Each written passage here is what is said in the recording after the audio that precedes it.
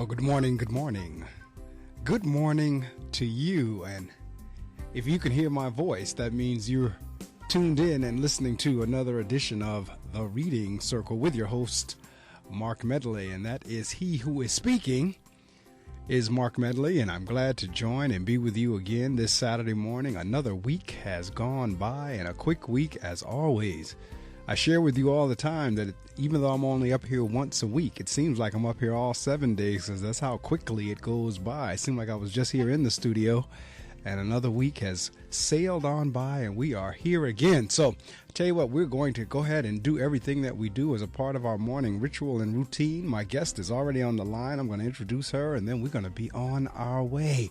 So, before we do that, though, I'm going to give you the weather, read from our 2 selections, introduce my guest, and then, as I said, we'll be into our interview. Right now, weather-wise, 60 degrees. Rain, we're moving to a high of 70.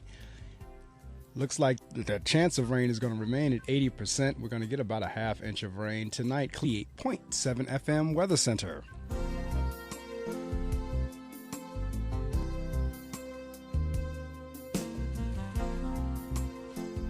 A reading from our 2 books. From the book, What Can Happen When We Pray, for today, October 4th, it says, Today's prayer, Holy One, I thank you that you care for how I am treated.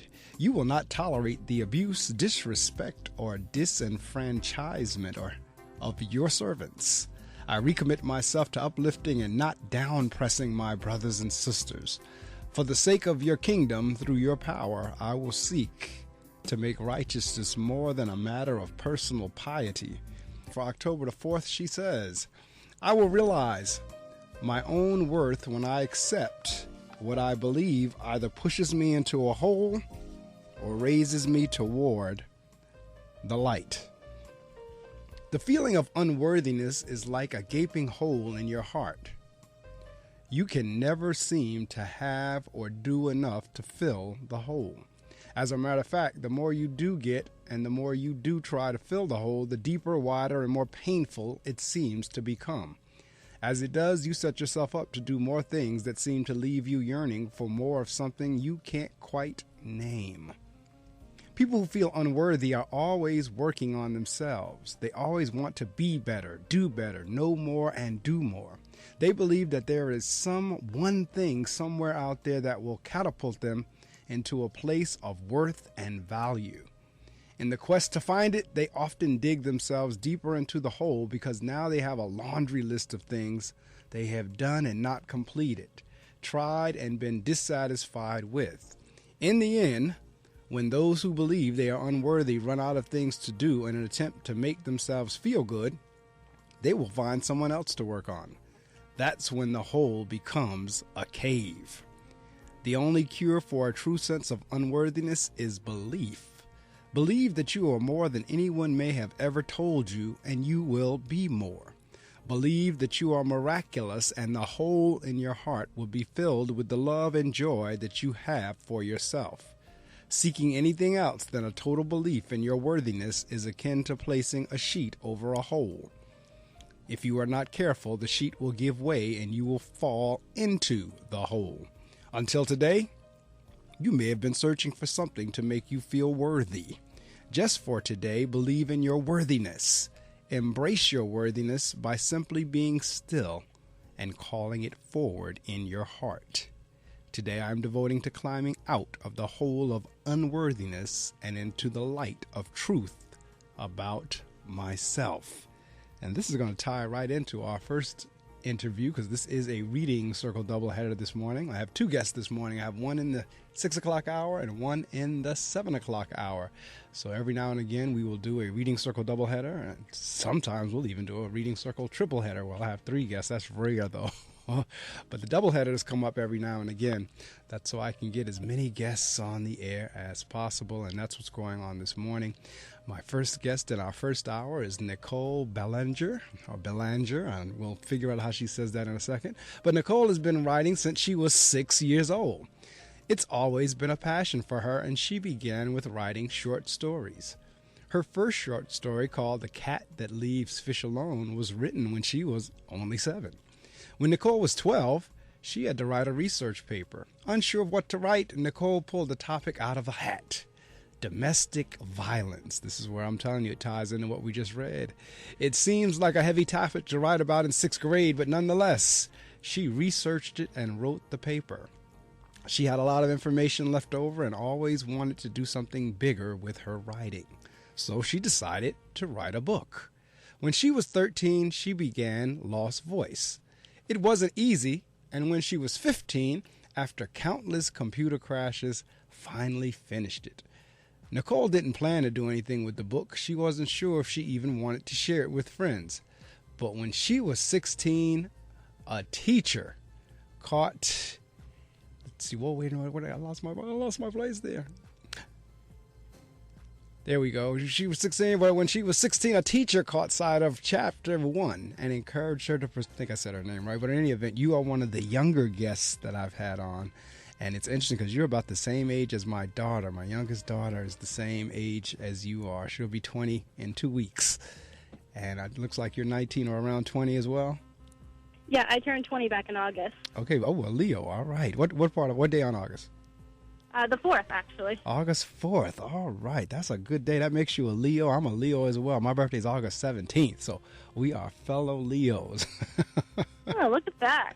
Yes, indeed. Well, again, I am thrilled to have you here on the Reading Circle, and I'm always encouraged. I'm encouraged when I have anyone on the show, but I'm extremely encouraged when I have a younger person on the air. And when I say younger, I mean somewhere between, like 10 and 20, like your age, especially that you've gone out and you have written a book, because we can, in many cases, barely get kids to read, let alone write. And then you turned around and actually went out and wrote a book. So we're going to talk a little bit about your work in about maybe a minute or so, because I'm going to do a public service announcement and share some information with folks. And I need you all to get on. I am Tommy Hilfiger, and my family is affected by autism. Learn more at autismspeaks.org/signs.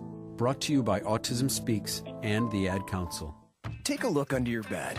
Find stuff under there?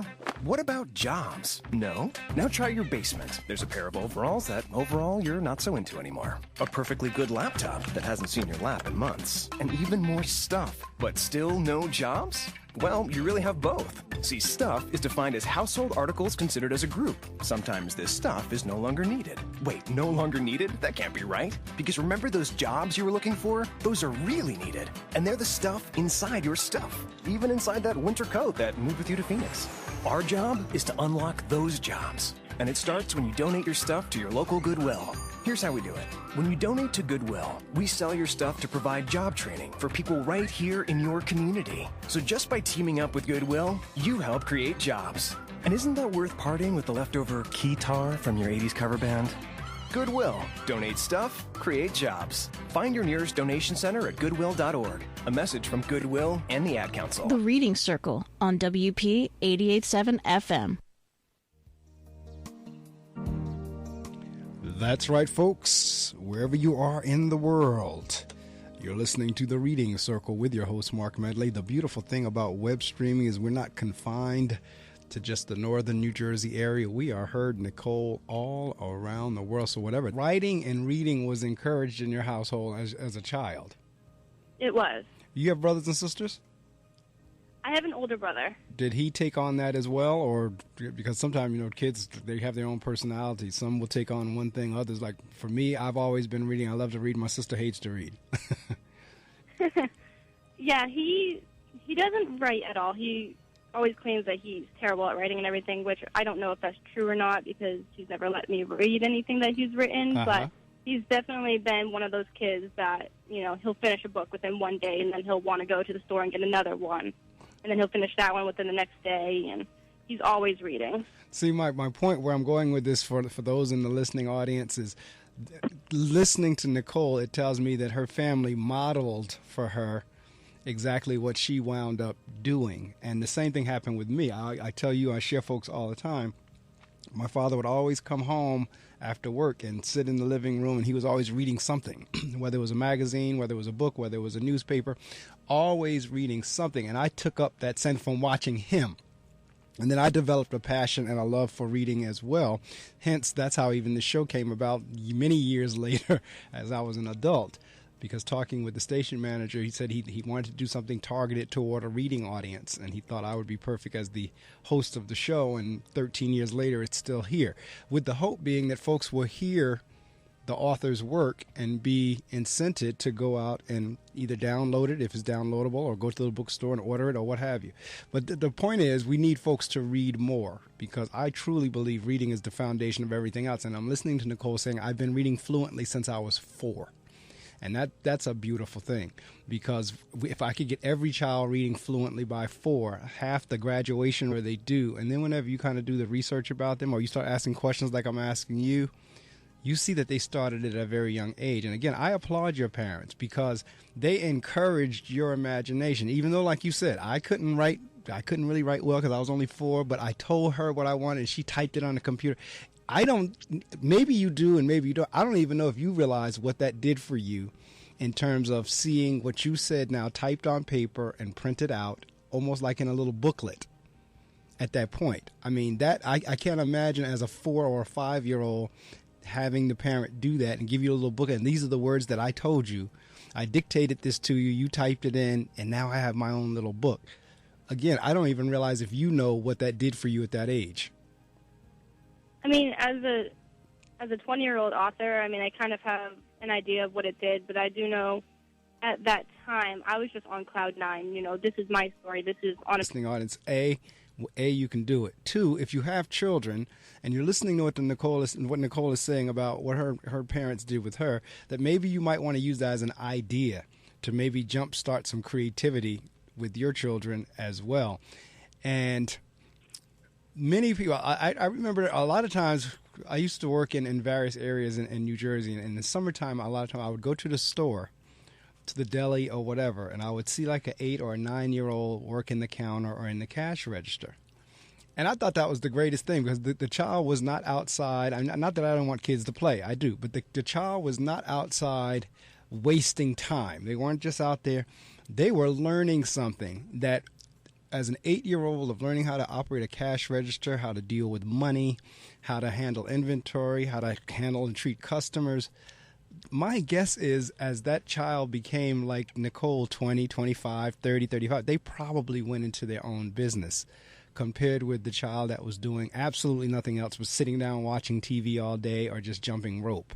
And there's nothing wrong with jumping rope. I do have a problem with watching TV all day, but there's nothing wrong with a child being a child. But at the same time, when you have a child that's learning skills that they can use later in their life, you're preparing them. You're getting them prepared for their future. And Nicole, whether she becomes a full-time published author or not, that's still something she's already now done by the age of 20. So, okay, I'm going back to your bio. You wrote your book, The Cat That Leaves Fish Alone. Do you remember what that was about? Well, it definitely wasn't really entirely about a cat that leaves fish alone. I just kind of talked about my cat, and then like one page has, you know, she sees the goldfish, but she leaves them alone, and then it goes back to talking about the cat and hoping that she doesn't see the hamsters that we have and everything, and how she would bite me if I pet her for too long. Like, it was just pretty much just about the cat, really.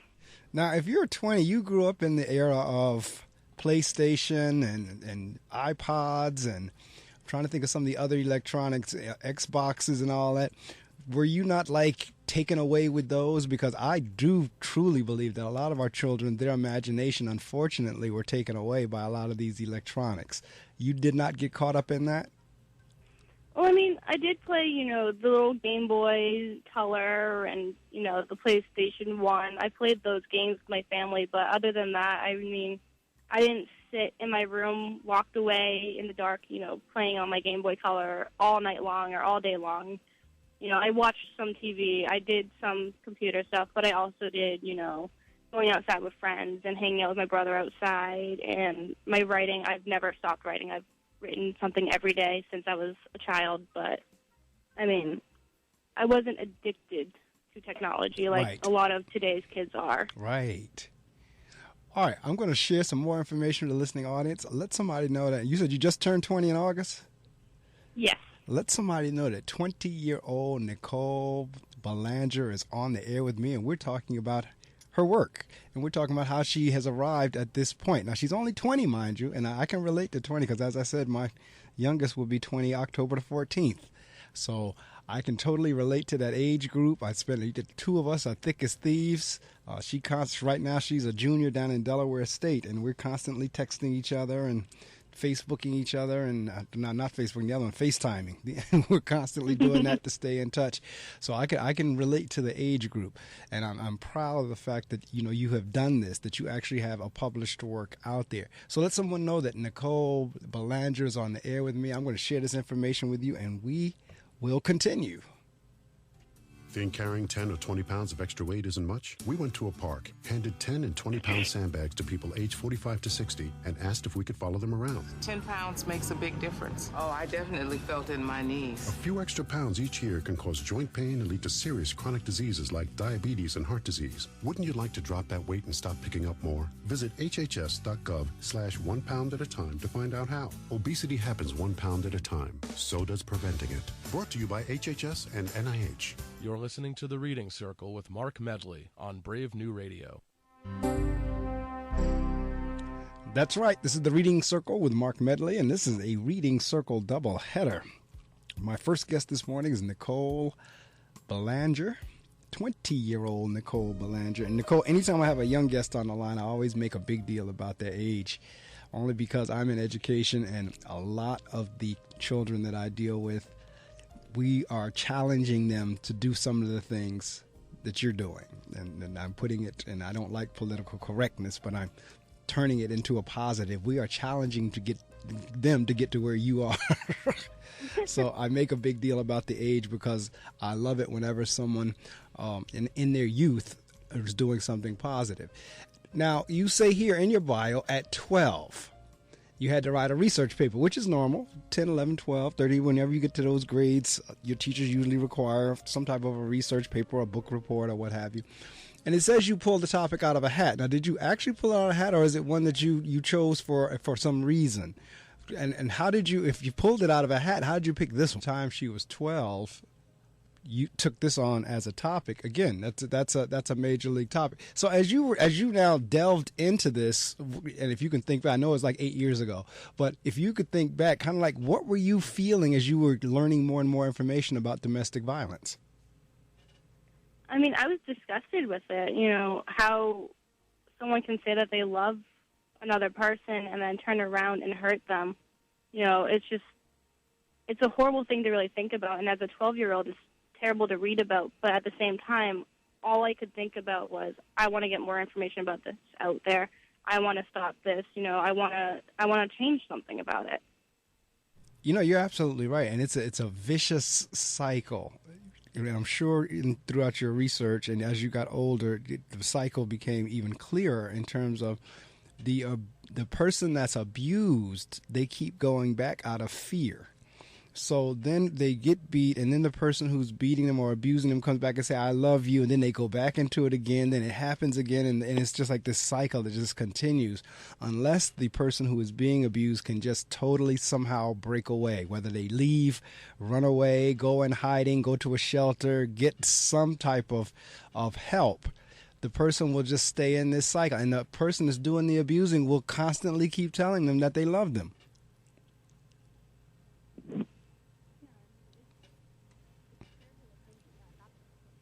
Did you move away from the phone? We are connected.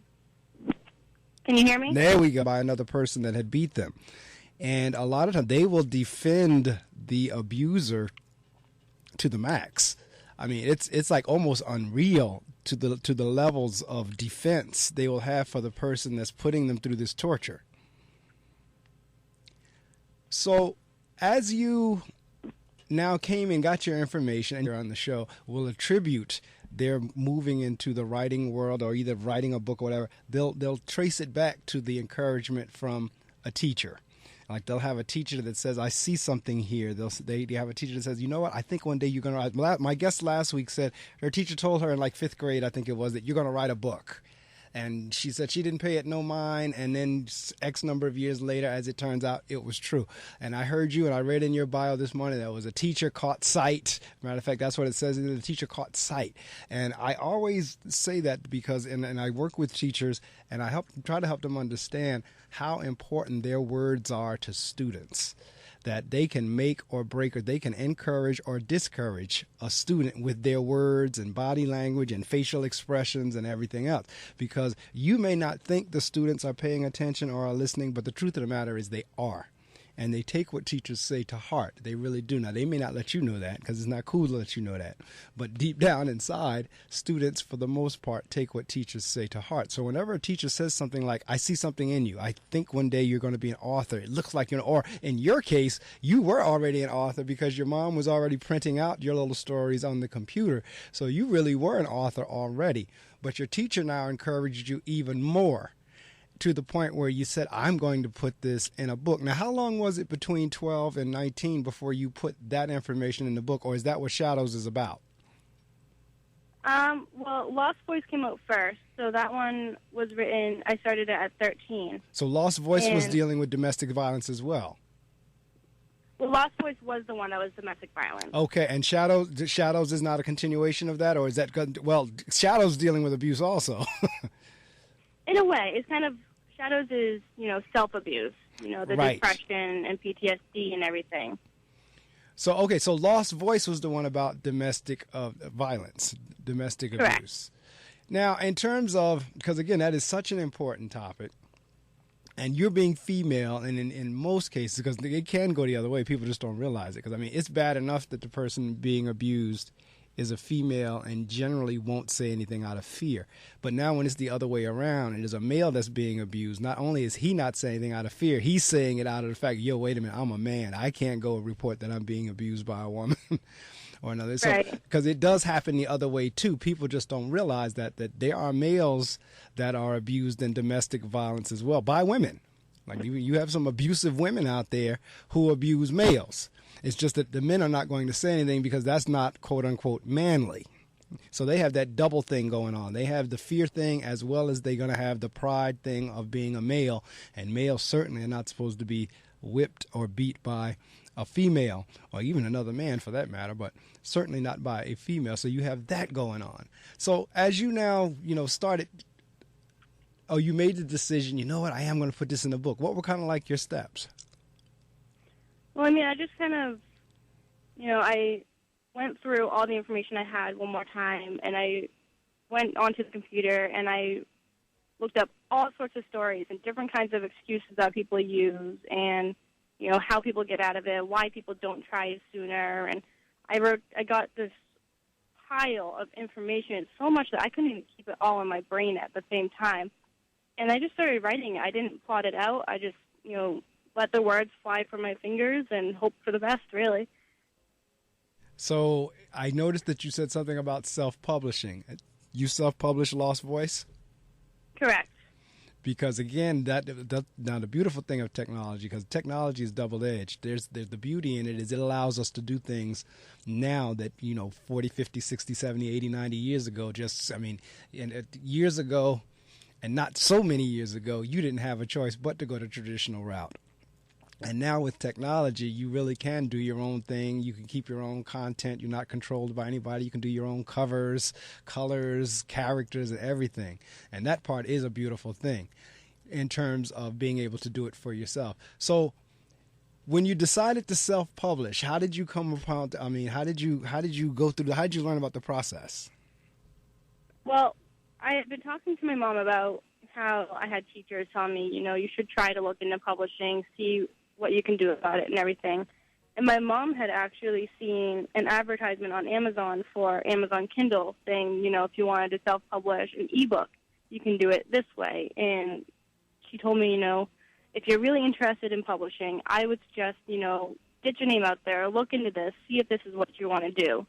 And I looked into it. I looked like as a paperback? Yeah, as the paperback. Whenever you actually put that in your hand and you saw your byline on there, what did you feel like? How did that feel for you? I cried. I had such a mixture of emotions that overwhelmed me, and it was just it was so surreal to have, this book that had my name on it. It has my writing inside of it, and I created this. And I didn't know what to feel, so I just sat down and I cried. And I asked this question, and like I said, I haven't asked it lately, but I ask it because for the listening audience, if you've ever published anything, because for me, I've published music. I've done my own CDs, and I know the feeling of what the authors are trying to describe is when you get a piece of work that's your own. It's got to be, and I'm a male, so I don't know, but I was there when my children were born. But it's got to be extremely close to childbirth in terms of something that's come out of you is now out and available for the rest of the world to experience.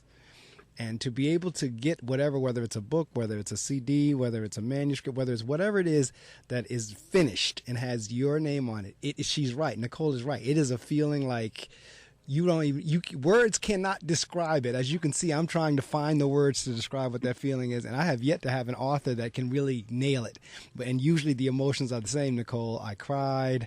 I went somewhere and sat down really quiet. I didn't open it for like 2 weeks because I couldn't believe it. I read it. Did you ever have the experience where you reread it once it was done and said, I don't even remember writing that?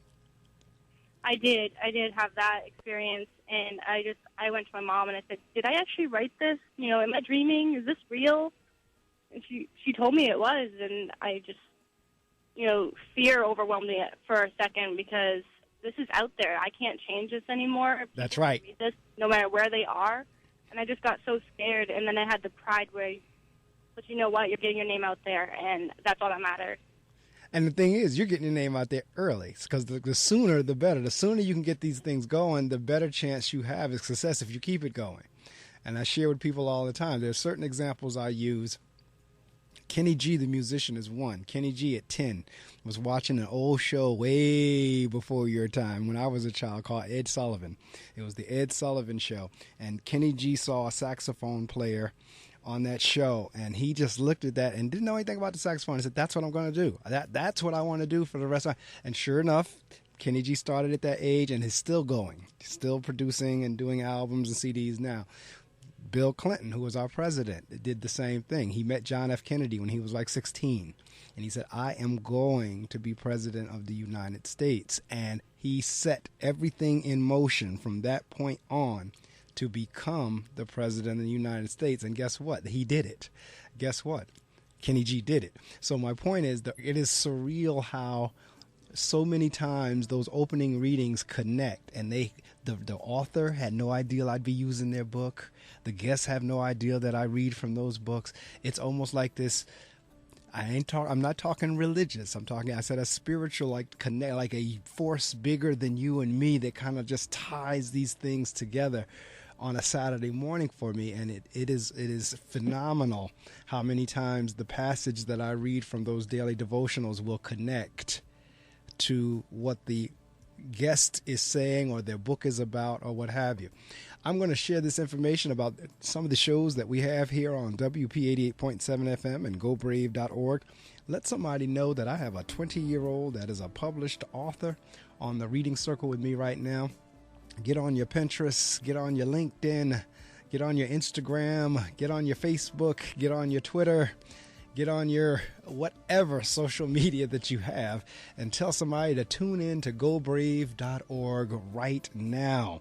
Text somebody, wake them up, tell them they need to hear this. Hi, my name is Stan Myers, and I'm here at FM 88.7. I do a jazz show called Just a Mood. And if you like the music, anything from Louis to Lester Bowie, I'm your man. That's Sunday afternoons, 3 to 6. Looking to hear from you, okay?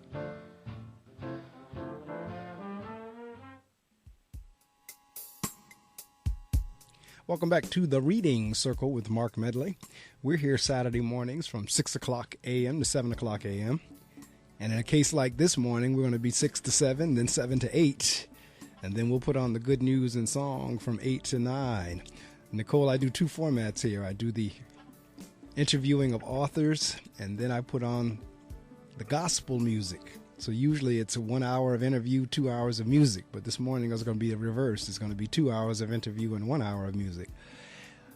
For those of you, if you've just joined us, I hope you've been with us since 6 o'clock, because I'm sitting here listening to Nicole Belanger, and I'm inspired because she's only 20.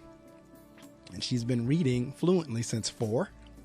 And she's been writing since 6. And she's been published since 13, and she's now published again by her 19th birthday, just turned 20. And to me, that is a wonderful accomplishment because it's like anything else. We celebrate athletics all the time. Now, Nicole, this is the deal. If you were like a 20-year-old basketball player, and particularly a male, not to say that the female sports don't get the notoriety, but unfortunately, the female sports don't get the notoriety that male sports get. But if you were a 20-year-old male that were like come out and you now started sharing with people, what was the reaction of the grown-ups and your peers? Well, I mean, my parents were proud of me, of course. Of course. My family and everything, and I had a lot of adult friends at the time as well, and they were excited and proud, but my friends were really, they were shocked. They didn't really know what to think. All of a sudden now their friend is a published author, and it kind of, a lot of my friends told me it made them reevaluate their life and made them think, I'm going out, partying and drinking underage and everything, but here's Nicole, and she's published a book, so what can I do that is just as special, but something that I want to do?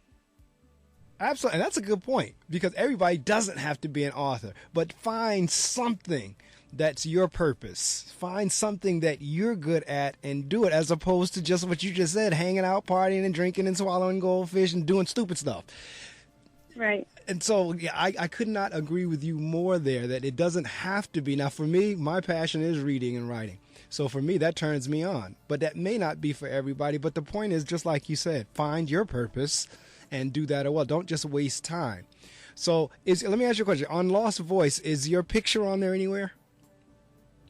My picture is in the back of the book. That's what I'm saying. And I'm saying that because years ago when my show first started, if I had any local authors that was in the studio with me, I would bring them to my school, and the kids would freak out to have the opportunity to see the person who was in the picture on the book be there. Mom, I've talked to that person. Mom, that's... So I can only imagine, like, for a child or somebody else that will walk up on you and now connect. That's the author of that book. And it is an interesting feeling, and it's an interesting feeling on your side as well. So, all right, so Lost Voice is out there, and now we've gotten a little bit older, and Lost Voice is out, and you decide you want to write another book, and that's where Shadows comes along. Yes. So let's talk a little bit about that. What is it? And don't give it away the ending. Don't give it all, because we want folks to go ahead and get Shadows. What is Shadows all about? Shadows follows this nurse. Her name's Christy Webb, and she works in a hospital. She goes into work for an extra shift just because, she needs the money, and her boyfriend Gage is working anyway, so she doesn't have plans for the day. So she goes into work, and she essentially walks into a shooting at the hospital, and, the culprit gets away, and she doesn't know who it is, and she falls into this deep depression because she doesn't know who to trust. She's scared. He's still out there. I could know him. He could be somewhere. He could be a face that I pass on the street. I don't know who this person is. And she kind of she loses herself. And she falls into, the darkness, and the shadows hold her back, and they hold her there. And she doesn't know how to break free. And that was just released in May of this year. Correct. Now, how long did it take you to put that together? And along with that, kind of like, where did that storyline come from? I mean, where in your imagination did that come out of? Well, it took about 4 months to put together all, entirely, which is really fast, in my opinion, for writing a book. 45,000 words is pretty quick. But my inspiration was, I work at a hospital as a CNA currently, and one of the things that we have to do during orientation is we take this test on, workplace safety, what to do in these kind of situations, and it got me thinking, just kind of like how my research paper did with Lost Voice. It got me thinking, what would happen if, there was a shooting? What would someone do in that situation, and how would it affect them afterwards? And I just kind of decided to start writing, and it was originally going to be just a short story just about what would happen in the hospital. And I was telling my brother about it, and he goes, well, what happens to Christy after, How does she feel? How does she cope with it? You should tell me more about her after. And it just turned into this whole story about, how she deals with it and how she finds herself again.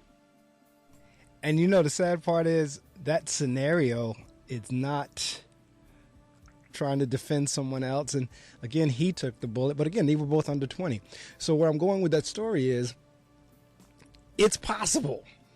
The scenario that you're putting in a fiction could indeed happen. And I could see where the lead character that you're saying that witnessed it or either was somewhere close, I could see that happening.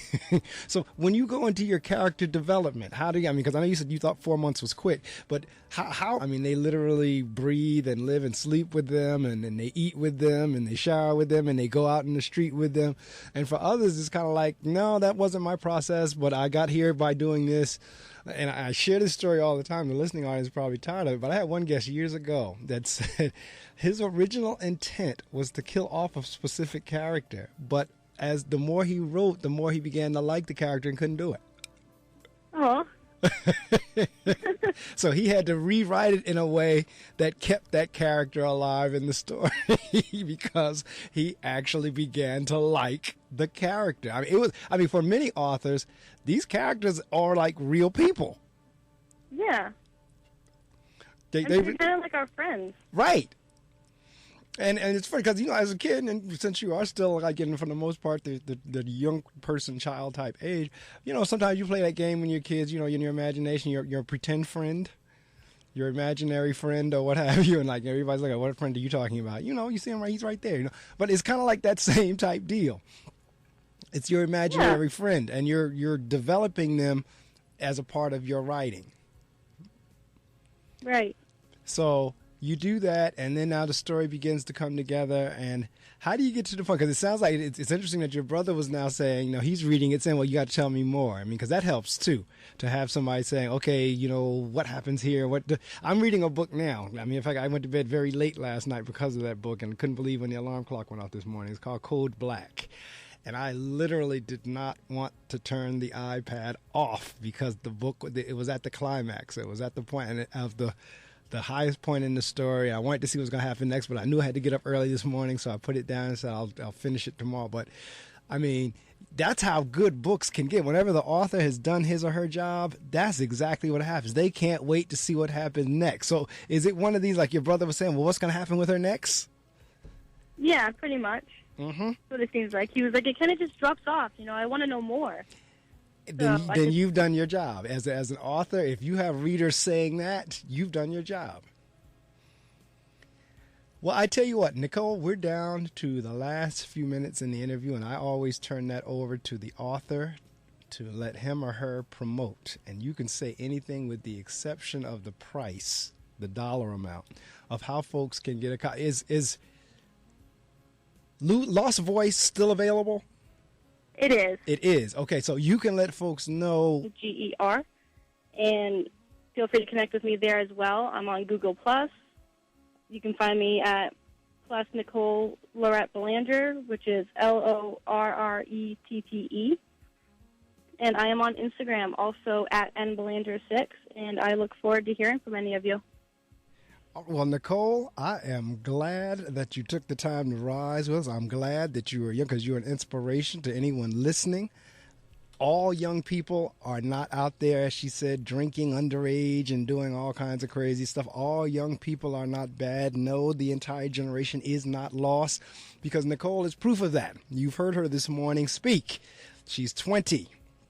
You've heard her talk about her work. You've heard her talk about the topics. Domestic violence is not like a light topic. That's a heavy topic, particularly at the age group she was researching it. But because of that, she's able to turn that into now a book that will help others as she brings light to that particular topic. And then the second one is a novel that's a cliffhanger that will keep you wanting to know more. And that is Shadows, which was just released May 14th, 2014. So Nicole, I in Shadows and then put in Nicole Belanger. You will have the correct one because whenever I was researching her, I almost pulled up the wrong one. So I know that's why I'm sharing that with you. Go to Amazon, pull up the book title Shadows, or either the first one she had, Lost Voice, and then put in her name and it'll come up. But she gave you all the different sites in terms of Facebook, in terms of Twitter, so forth and so on. So you can get in touch with her if you want to see. If you want to find her, you can find her. Let's put it that way. But I'm just letting you know now there's more than one Nicole Belanger. So I want to make sure you get the right one. She is the author, and she's only 20. That does my heart good, because I know there are young people coming up the pike that are doing something positive. All right, well, we're getting ready to get set for the second hour of our Reading Circle doubleheader. My guest is coming up. I will give you his bio shortly whenever we get him on the line. But stay there and just kind of hang out for the next couple of minutes, listen to the music, and then we'll roll all over into the 7 o'clock hour.